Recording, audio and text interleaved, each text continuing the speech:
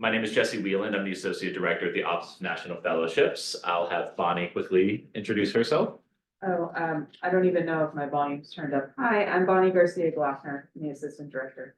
And so we're going to be talking a little bit today about what the Office of National Fellowships is and what services we provide to students, and then briefly highlighting some of the fellowships that I think are most relevant for first and second year students. But this is really going to be a drop in the bucket of the opportunities that we work with. And so if these sound interesting to you, I can guarantee if you go to our website, which is onf.fsu.edu, and I think that should be at the end of the presentation.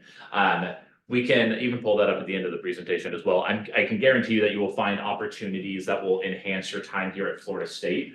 So to briefly touch on what ONF is, and so fellowships can be kind of a nebulous term for many students.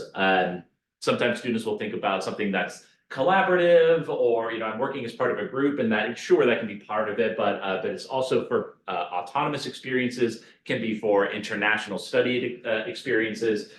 Studying a foreign language. It can be research focused, but I think the easiest way to describe a fellowship is that it's a scholarship with a learning outcome. So yes, a lot of the opportunities we're going to be talking about today are nationally competitive. We send students to these programs every year. So more than capable that Florida State students, you in this room or joining virtually, can achieve these opportunities. But we are here to help you apply to these opportunities, to go through these applications, go through these essays with you, help you write these personal statements, and find the opportunities that are going to best enhance what you're already studying and doing at Florida State. So how can you find that funding that you need to get involved in that research, to find that study abroad program, or to do something maybe that you haven't even done before? So to kind of get into some of these specific opportunities, and like I said, just to reiterate, this is only going to be a drop in the bucket of what we work with. We work with over 60 different fellowships consistently every single year, and then students will bring to Bonnie and myself opportunities that they find through their departments or online, and we're more than happy to vet those opportunities for you as well, to make sure that it's legit. So has anyone in the room or virtually heard of the Fulbright program in general? Is that a name that rings true? No, totally fine if not. Because these, like I said, these are mostly going to be opportunities for first and second year students that we're talking about, but Fulbright, the Fulbright US student program specifically, is going to be a postgraduate experience. And so that's a major one that we work with a lot of seniors, graduate students, recent alumni with. But they have this fantastic opportunity that's specifically geared towards first and second year students, which from everyone in the room, first, second year students. Okay, excellent, perfect. And the whole point of this Summer Institute program is to help students, and in many cases, find students who this is going to be your first time abroad, but it's to help to provide students with a new cultural experience, an educational experience that is going to really enhance, like I said earlier, what you're doing at Florida State. And so without jumping ahead, actually I'll jump ahead really quickly. These programs change every year. And so you do not need to be majoring in, for example, any field relative to tech, innovation, and creativity for this Strathclyde opportunity. If you are, fantastic. But what you do need to be is interested and invested in the subject matter to be able to qualify for this different program. But before we get into that, just to quickly highlight, this does require a 3.7 minimum GPA. The entire trip is covered. It's about a month-long experience in the United Kingdom. And this is one that we're currently recruiting for right now. So if you would like to meet and go through that application, we're more than happy to meet with you. But every single year, like I was saying, these institutes, they will try to stay current. And so with what's going on in the world, what's going on in these different fields. And so for the 2020, I thought I updated this, should be 2024. But for this cycle, these are going to be the institutes that are available. And so, for example, we have this Tech and Innovation program at the University of Strathclyde. We have one focus on climate change and the environment, identity and nationhood through the lens of Wales at Aberystwyth. Queen's University, Understanding Northern Ireland, and then you may not be able to see it if you're here in person, but the University of Bristol has an arts activism and social justice program. And so, like I said, you do not need to be majoring in any of these topics, but they're going to provide this month-long curriculum that includes site visits, it includes guest speakers, and it is about 10 to 15 students per program. So it is a small cohort modeled opportunity. And then, like I said, this is one that we've sent students to in the past, specifically multiple students to the University of Bristol in recent years. And so the goal of this program, yes, to get that international experience, but Fulbright really likes to, if they believe that if they can invest in students early, help them find these opportunities, these international experiences, maybe they can ignite that passion by the time you get to your junior and senior year, when Bonnie and I are recruiting for that Fulbright US student program that is not just a month long, but is a full year, anywhere from 8 to 13 months abroad, to engage in academic programs like these, to teach English abroad, to engage in research abroad. And so that's the purpose of this program, is to ignite that passion early. And so while they do have I would say a preference for students that have never traveled abroad before, that's not like, if you have, that's not a reason why they wouldn't select you. They just want to make sure these opportunities are accessible to students. Now the application, you have two larger essays that you're going to need to write. This personal statement and this current events essay, I believe both are about 800 words, if I remember correctly. And then these two shorter essays, one which is an example of leadership, and one that is specifically why you've chosen the institute that you have. We'll get much deeper into this in a one-on-one meeting, but the best piece of advice that I can give to you is that congruency is really important with this application. And so between, especially your current events essay, your reason for choosing this institute, like what are those topics relative to the theme of the institute that you're really passionate about? I've had students that have very successfully in the past been able to juxtapose their experiences at Florida State, what is currently going on at their institution, what is going on at that university in the United Kingdom, or bringing in experiences from your hometown, even your time before Florida State, or issues that are relevant in the state of Florida. So this is an opportunity that the due date is coming up rather quickly, in a couple of weeks. That doesn't mean it's not impossible to apply to this. I would, if you are interested in it, start reaching out or thinking of who those two references are going to be, or if you're a first-year student, this is one we can still apply to next year. Any questions about these summer institutes? And I should have said this at the beginning, but especially if you're joining virtually, like, please feel free to type questions into the chat. Bonnie is monitoring that. Or if you have a question in the room, feel free to raise your hand at any point and we can talk about that. Cool. So any STEM majors in the room? Okay, oh, excellent. And so one of the most, I would say, recognizable summer opportunities for STEM students is through the National Science Foundation, these research experience for undergraduates. Have any of you heard of those? Or okay, cool. If you are engaged in research, or as you get further along into your major, I can almost guarantee that some of your peers, some of your faculty, might start encouraging you to look into these opportunities. And so we partner throughout the year with our sister office, the Center for Undergraduate Research and Academic Engagement, which is right across the hall. And they have fantastic opportunities for you to get involved in research at Florida State, like namely the UROP program, Undergraduate Research Opportunity Program. Is anyone in that currently? Fantastic. Now, NSF can be an extension of that. Or for many students, this can be complementary, because I've had students that have applied to specific universities and programs because that research, that expertise may not be on campus here, but it's complementary and relevant to what they want to do long term. So NSF does look for students, again, that have minimal research experience, or at times with no research experience. If you do have a year under your belt, that's not going to be, in many cases, held against you. But what NSF is looking for is, what is your passion for this subject? What are the skills that you're trying to learn? How does this relate back to your home institution? How does this relate to your preparation for perhaps graduate school or for a job in industry after graduation? But you'll find that 90% of the opportunities offered are going to be in the hard STEM sciences, but they do have areas of study that, and this, again, these change every year, but they have areas of study that are outside of STEM. So if that's relevant to you, by all means, take a look at that. But their website, and I don't think I included it in this presentation, but their website is really easy to navigate. If you just Google NSF REU, it's going to be the first link that pops up, and it's all divvied up by your field of study. And so if you're in the biological sciences, you click that, it's going to be likely a few hundred REU opportunities. And so this is both the good and kind of the bad thing about REUs, is every university in the US can, if they have that NSF funding, can create a research opportunity, market that to students. The downside of that is that every single university has a different process for how you can apply to that program.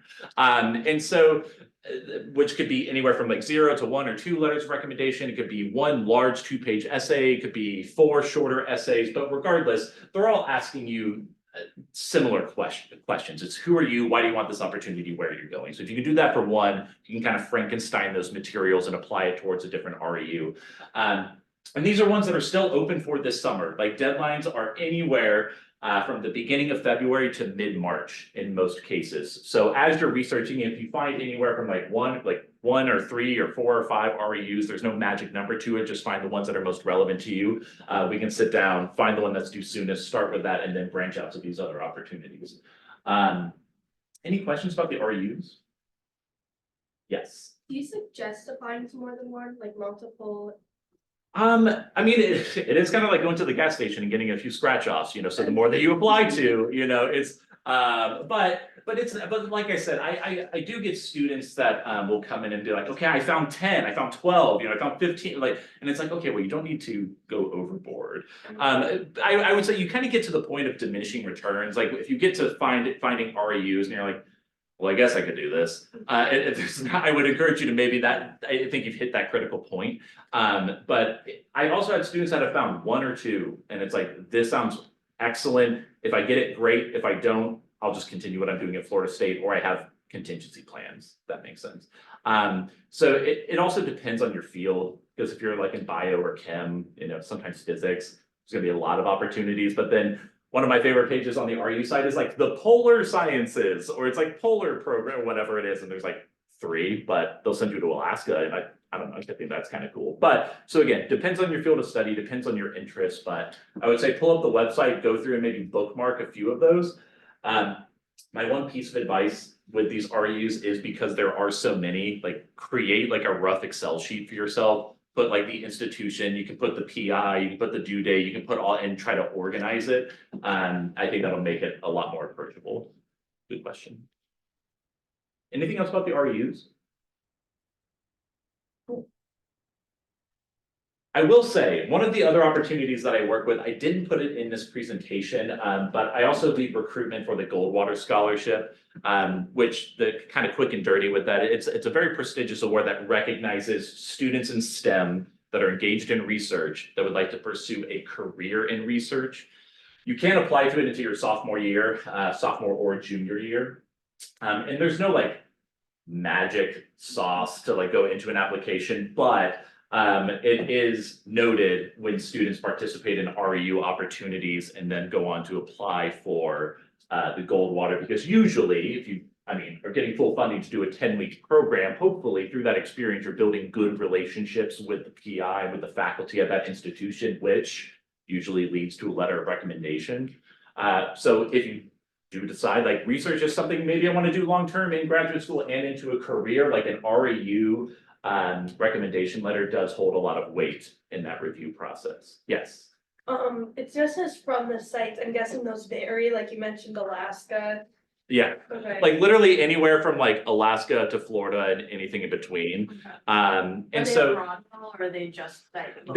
I won't, there are some that are abroad. I would say those are fewer and far between. We have other fellowships that could fund research abroad. Yeah. I would say probably 98% of your REUs are going to be domestic, Okay. if I had to guess. Yeah, the NSF doesn't typically fund stuff that's outside of the Yeah. United States, so. Yeah.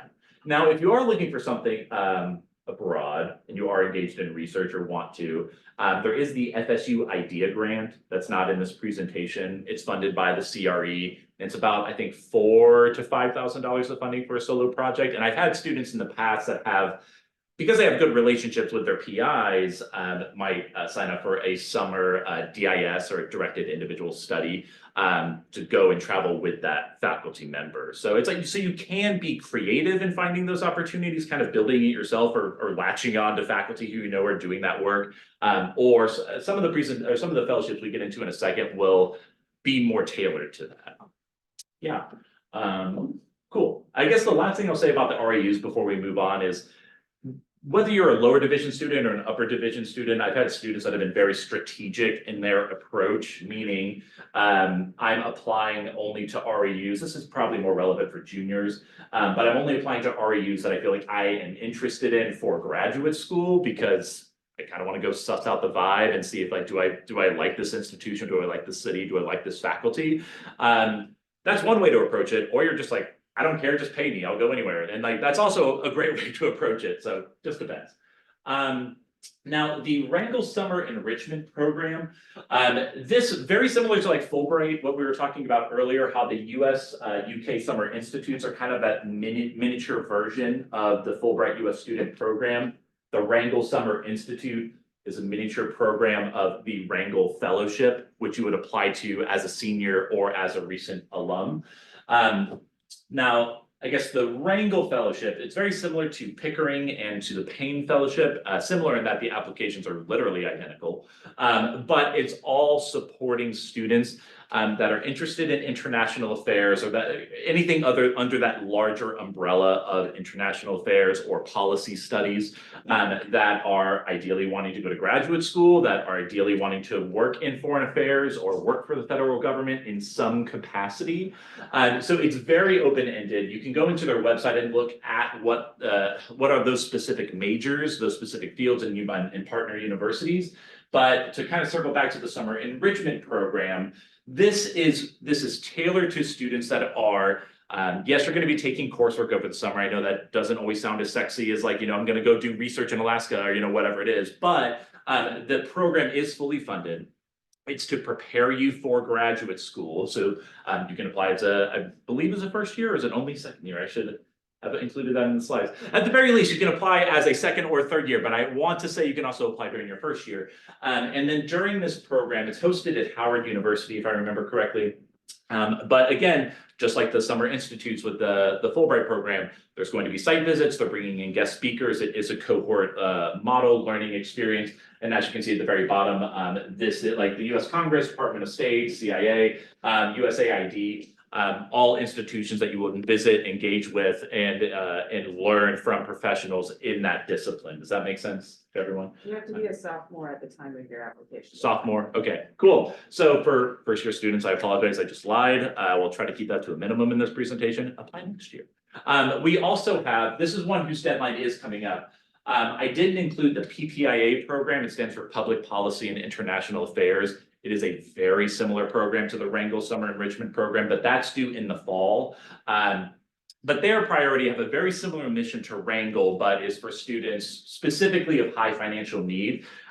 If you look into that, the benefit of the PPIA program is that if you do choose to attend one of their partner institutions for graduate school, that can come with additional scholarship incentive. And so again, PPIA, Wrangell Summer Institute, the goal is to help get their students to those graduate programs. Questions about that? Any questions in the chat? You would say if I just scroll forward, I would have more information about this instead of just relying on memory. But let's see, eligibility provides, so you get this $3,300 stipend. They cover housing, travel costs. So all fully funded. Cool, mid-February, so we have about a month if you're interested in applying and are at least a second year. Another one that we're including, or recruiting for currently. So the Humanity in Action, you do need to be in your second year, but then you have usually this 5-year window. You can be a sophomore at your university all the way up, I believe, until 2 years out of graduation to be eligible to apply. And so Humanity in Action cares less what your field of study is, and they care more how this curriculum is going to be relevant to your graduate studies, to your future career. And so so Humanity in Action, broadly speaking, is passionate about human rights and social justice initiatives. both from a historical and a contemporary context. And so the placements, and maybe I think I might have included that on the other side. So you have Berlin, Copenhagen, Sarajevo, Warsaw, Amsterdam, and Atlanta. All of these different sites are going to have a varied curriculum that is uniquely tailored to the city, to the country, to the region that you are in. The topics of discussion are going to change every year dependent on what is going on in society, going on in our world today. But again, kind of this similar theme, this cohort model program, site visits, guest speakers, and the like. But I guess I should also clarify that the framework for all of these institutes is going to vary. So for example, if you're placed in the Berlin program or even the Copenhagen program, I believe as well, that framework can be like the Holocaust. So again, thinking of the historical and the contemporary perspective, whereas the Atlanta program, that framework is going to be the civil rights movement. So again, different topics of discussion, similar themes.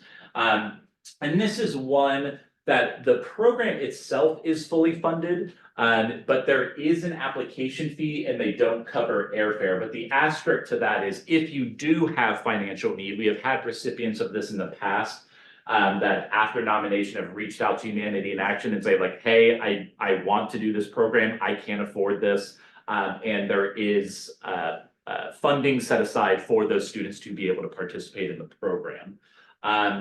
Now, Humanity in Action is also fantastic for the program itself, but on the back end of that, they do have graduate programs that you're only eligible for if you've received Humanity in Action. The other thing with this is that there is an action project associated with it. So after you complete your summer, and they ask you to talk about this in the application itself, but you have the following year to implement that action project. That can be on campus, that can be in your hometown. They care less what it is, they care more about its impact. And so what are these topics that you're passionate about? How is that going to show up in your community work, in your research, in your coursework, however you define it? And so they're not looking for grandiose, like large scale impact. They're looking for intention behind whatever that project is and what is the community that you're wanting to work with and what are those positive outcomes. Does that make sense? Cool. So like I said, sophomore year all the way up until recent graduation. We have multiple alumni of this program that have participated in the Atlanta program, the Copenhagen program, the Berlin program. Would love to put you in contact with those students, all of which are now graduated from Florida State firmly in their careers. Which I guess is one of the other benefits of this is they have a very active alumni network that you have access to after being nominated for the fellowship. I want to say this award has been around for 15 to 20 years. And so if you're thinking about those very early recipients, they are now firmly entrenched in their careers. And so if you're looking for that type of mentorship or professional connections, again, Humanity in Action is a fantastic opportunity. Questions about that one before we move on? Yeah. For that one, do you get to like rank where you want to go? Oh, absolutely. I should have clarified. You can, so in the past you weren't able to, but now you can choose, like if you are genuinely interested in all of the curriculum for all of these different programs, list everything. But you can also be very intentional of like, okay, if it's not Sarajevo or Warsaw, maybe it's not the best opportunity for me. That's totally fine. So good question. Another one that we're currently recruiting for, so the Benjamin A. Gilman International Scholarship is for Pell Grant recipients, so students that have high financial need that are interested in an international experience. Gilman wants, they don't care what you do, they care that it is one, credit bearing, and two, that it is ideally relevant to your studies, relevant to your career or your passions, or that there is going to be something that you take away from that. And so they support students that go on research experiences abroad, students that go to your traditional study programs, so I'm taking classes abroad, but then they also support students that are pursuing cultural exchange opportunities. And so Gilman, again, like they've been around for 20 years about, and the reason this program exists is they noticed as part of the larger IIE umbrella, it stands for the Institute for International Education, It runs the Fulbright program, the CLS and Boren program, which we're going to talk about later, Freeman Asia, which we're also going to talk about later, and many other scholarships. But this one was created because they started to see this trend that the students accessing a lot of these fellowship opportunities could have pursued these opportunities even without the scholarship. They were noticing that a lot of first generation and other underrepresented groups weren't applying to these students with high financial need. And so this program is eligible to first year students all the way up until your senior year. And the purpose is to help you fund that international experience and ideally, like the US UK Summer Institutes, maybe spark that passion for international learning or cultural engagement and really propel you forward in your career. It's up to $5,000 of funding. And Gilman is extremely flexible to accommodate summer programs, fall or spring programs, academic year programs. And you can apply up to a full year in advance of when you would like to go. So again, trying to be accessible to students with financial need. We have a deadline coming up at the beginning of March 7th specifically. And that is for any program that starts between, I believe it's early May and then late February of next year. So you have this like year window. So it could be, like I said, for a summer, fall or spring program. But then there's also a deadline in October, in early October, and it's the same thing. So that the goalpost keeps shifting with every cycle. But there are a few other, so like I said, $5,000 for your base level scholarship, but then there are a few caveats worth mentioning. If you're interested in studying a critical need language, the list is below of which languages are eligible. You can qualify for up to $8,000 of funding, or if you're applying for a program that is focused on STEM research, they have this new award that they added last year that's up to $6,000 of funding. Questions about Gilman? If you want to know more about the Gilman, Jesse actually did a presentation last week, which is up on our YouTube channel as well. Goes into a little more depth on that. Gilman also has another program that's called the Gilman McCain Scholarship. That's for Dependents of active duty military members. It's kind of wordy, but. So if that applies to you, I definitely recommend checking that out. And so students have used Gilman to cover, so any program through Florida State. So if you're looking at international programs, global exchanges, beyond borders, global scholars, and any others, like if it's through your institution, it qualifies for academic credit, but students have also looked at many other internship programs or national level study abroad programs. And in most cases, those will qualify too, but that's what Bonnie and I are here to do, is to help make sure that your program is eligible. Any questions, other questions about Gilman? Cool. Sweet. So the next two, I'll try to go through a little bit quickly because there is a lot of crossover.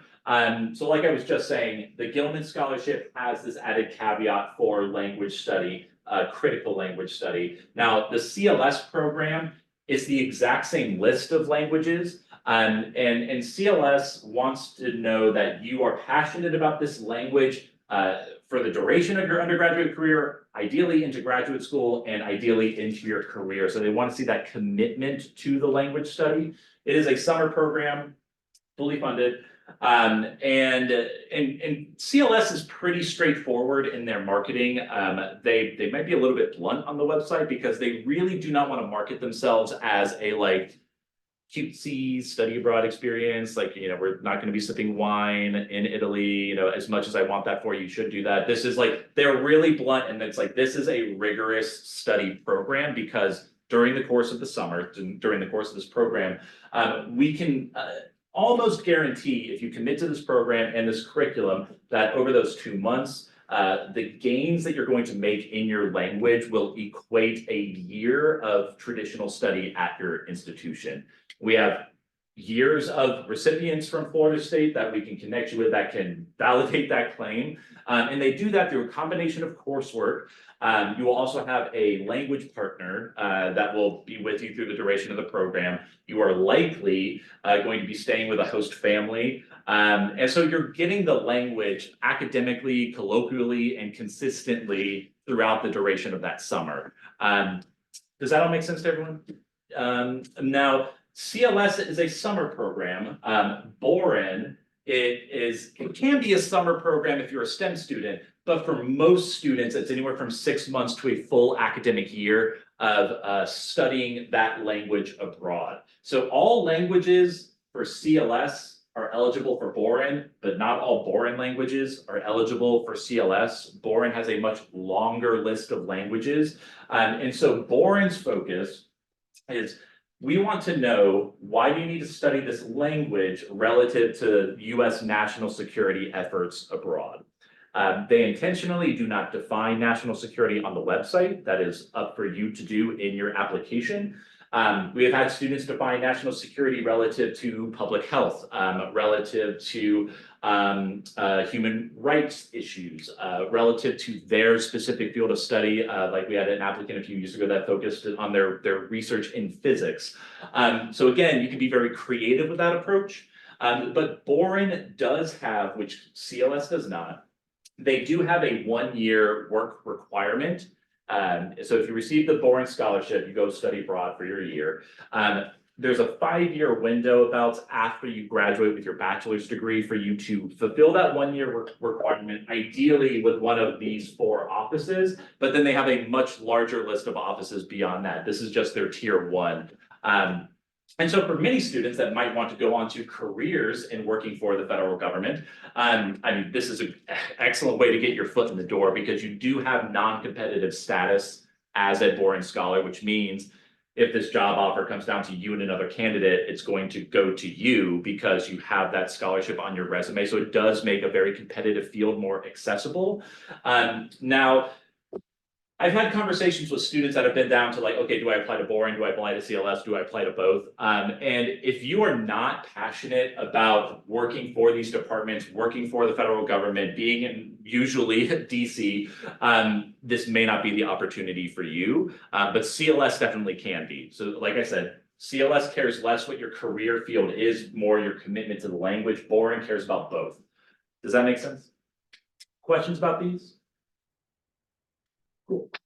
Now, like I said, for Boren, if you're a STEM student and you're interested in that language, you can find a summer program. Otherwise, it needs to be about a 6-month minimum for you to be competitive at the national level, but it can be anywhere from 6 months to that full year. And many students will find programs through FSU Center for Global Engagement. They have plenty of connections abroad. If you can find faculty within FSU's modern languages department, you can find really excellent programs and universities abroad that will help you fulfill everything that Boren is looking for. Now, this deadline at the bottom, November 30th, that is for an optional campus deadline. The deadline for this cycle is January 31st, but this is one that you're eligible from your first year up until your senior year. And then if you're a graduate student, there is what is called the Boren Fellowship. It is exactly the same as the Boren Scholarship. You just have the option of doing research in addition to your language study. Cool. Freeman Asia, very similar to Gilman. It is just Asia specific. So it's like you need to demonstrate financial need, very similar to Gilman, and your program needs to be at least 8 weeks long, and you need to have at least a 3.2 GPA. But otherwise, I believe those are the only difference between Freeman Asia and Gilman. Depending on your program will dictate your level of funding, sure. And I'm sorry, it's a 2.8, not a 3.2 GPA. But outside of that, very similar, and this deadline is not until late March. So why you should be working with our office, and why I think fellowships is something that you should consider throughout your time at Florida State. Being forced to sit down and write about your academic interests, your plans for perhaps graduate school, your career aspirations. If hopefully your college experience is not like mine, but I was asked to write about my goals and aspirations when I applied to college, and then I never wrote about that again until I was, well, out of college. And I think it's really nice to kind of sit and take stock, but also it's very practical, because if you are applying to graduate school and jobs, they are all asking you the same question. So applying for these fellowships is a very low risk, high reward experience, which if nothing else, one of the examples I always use is a student that I worked with for 3 years. Every fellowship we applied to, their application was stellar. I really had no feedback by the end of the process, and they didn't receive a single thing that we applied to.